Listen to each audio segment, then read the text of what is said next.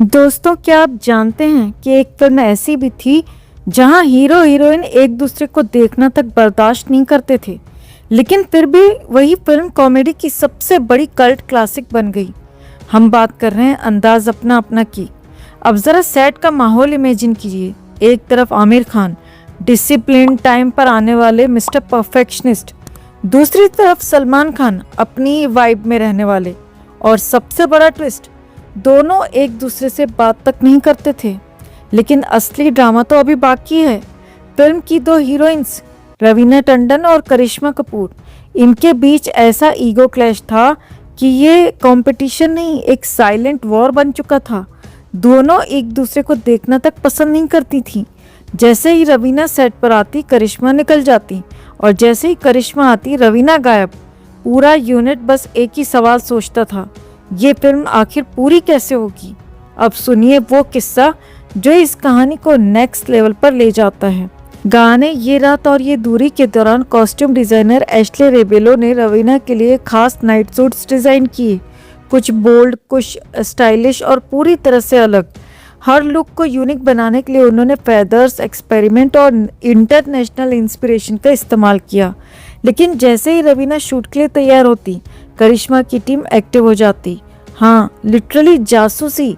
Team के लोग जाकर देखते रवीना ने क्या पहना है, मेकअप कैसा है, हेयर स्टाइल क्या है, और फिर कुछ ही देर में करिश्मा उसी तरह का लुक लेकर सेट पर आ जाती। ये कंपटीशन नहीं था, ये ऑब्सेशन था। जब ये बार बार होने लगा तो रवीना और उनकी टीम ने एक शॉकिंग फैसला लिया। उन्होंने कहा, जासूसी की क्या ज़रूरत है, हम खुद ही बता देते हैं। और उसके बाद करिश्मा की टीम को पहले से ही बता दिया जाता था कि रवीना क्या पहनने वाली हैं, ताकि ये स्पाई गेम खत्म हो सके। खुद आमिर खान ने भी माना था कि सेट पर कम्युनिकेशन ज़ीरो था और हर दिन ऐसा लगता था कि ये फिल्म शायद कभी पूरी ही नहीं होगी। और यकीन मानिए, इस केओस, इस ईगो क्लैश और इस साइलेंट बैटल के बीच इस फिल्म को पूरा होने में 4 साल लग गए। लेकिन असली ट्विस्ट, जब फिल्म रिलीज़ हुई तो बॉक्स ऑफिस पर यह फ्लॉप हो गई, क्योंकि उस वक्त की ऑडियंस शायद इस तरह की क्वर्की कॉमेडी के लिए तैयार ही नहीं थी। लेकिन वक्त अपना फैसला खुद लिखता है। आज अंदाज अपना अपना सिर्फ एक फिल्म नहीं, एक लेजेंड है, एक कल्ट है, एक टाइमलेस मास्टरपीस है। अब आप बताइए, क्या आपने ये आइकॉनिक फिल्म देखी है और आपको कैसी लगी है?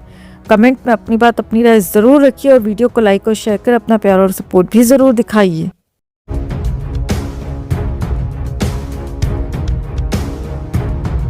90s में आई एक फिल्म जिसे लोगों ने खूबसूरत लव स्टोरी समझकर बहुत सराहा। लेकिन क्या हो अगर हम आपको बताएं कि इस फिल्म का सबसे फेमस सीन असल में सबसे अनकंफर्टेबल सीन था। एक सीन जिसे करने से संजय दत्त जैसे एक्सपीरियंस्ड एक्टर ने भी मना कर दिया था। अब सवाल ये है, आखिर ऐसा क्या था उस सीन में जो कैमरे पर आसान दिखा लेकिन असल में इतना भारी था? आपको बताते हैं, दिखाते हैं सब। आप भी इस खबर को ज़्यादा से ज़्यादा लाइक और शेयर कर अपना प्यार और सपोर्ट दिखाएं और कमेंट में इसे लेकर आप भी अपनी बात, अपनी राय ज़रूर रखें। चैनल को सब्सक्राइब कर चैनल के साथ जुड़ें। 1991 सिनेमा का वो दौर जब कहानियाँ सिर्फ सुनाई नहीं जाती थीं, महसूस कराई जाती थीं।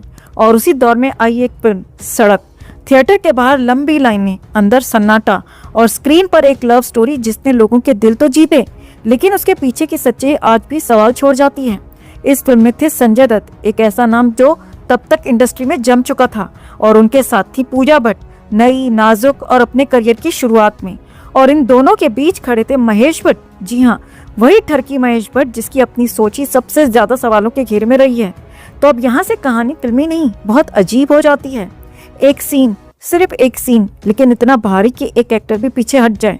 Kissing scene. हाँ, वही सीन जो फिल्मों में आम बात माना जाता है, लेकिन इस बार मामला सीन का नहीं, रिश्ते का था। संजय दत्त ने साफ मना कर दिया, मैं ये नहीं कर पाऊंगा। क्यों?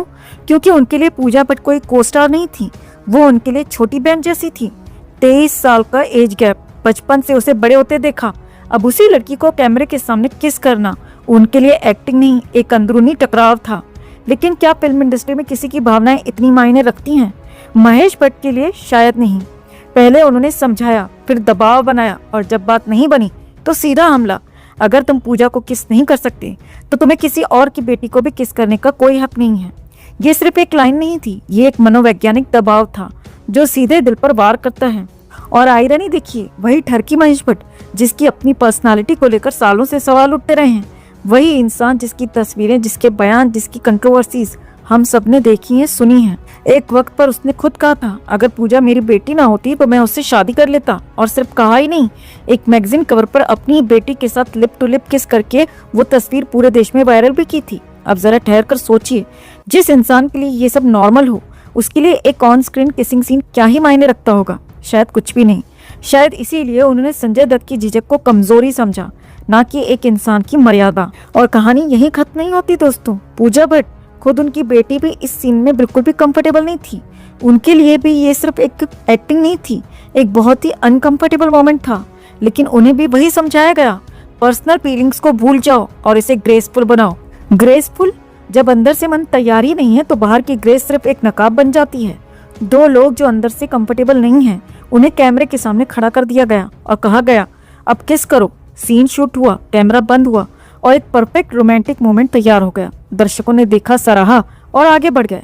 लेकिन सवाल वहीं रह गया, क्या ये सच में एक्टिंग थी या किसी की भावनाओं पर थोपा गया एक फैसला?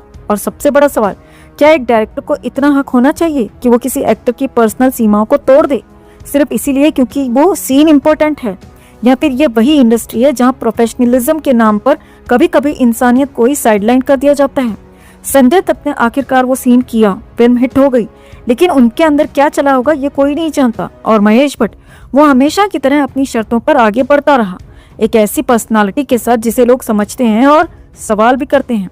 तो एक तरफ था सीन और दूसरी तरफ थी सीमा, एक तरफ था कैमरा और दूसरी तरफ एक इंसान की अपनी मर्यादा। और सबसे खतरनाक बात यह है कि हम दर्शक हमेशा वही देखते हैं जो हमें दिखाया जाता है, लेकिन कभी ये नहीं पूछते कि उसके पीछे क्या छुपा था।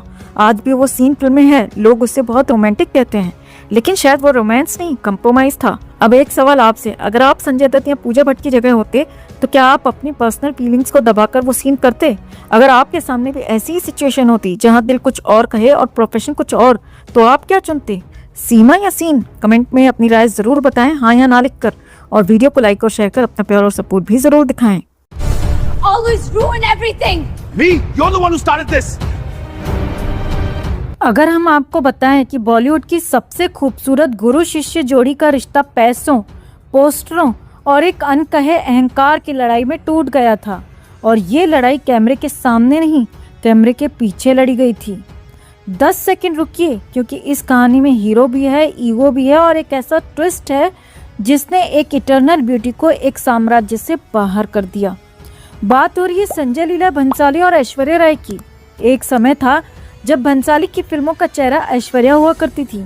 उन्होंने अपनी पहली बड़ी कमर्शियल सफलता दी हम दिल दे चुके सनम से। फिर आया वो शाहकार जिसने दोनों को अमर कर दिया, देवदास। भंसाली खुले मंच पर कहते थे ऐश्वर्या एक इटर्नल ब्यूटी है, और सच कहे तो उन्होंने ऐश्वर्या को जिस तरह पर्दे पर तराशा वो किसी और निर्देशक ने नहीं किया।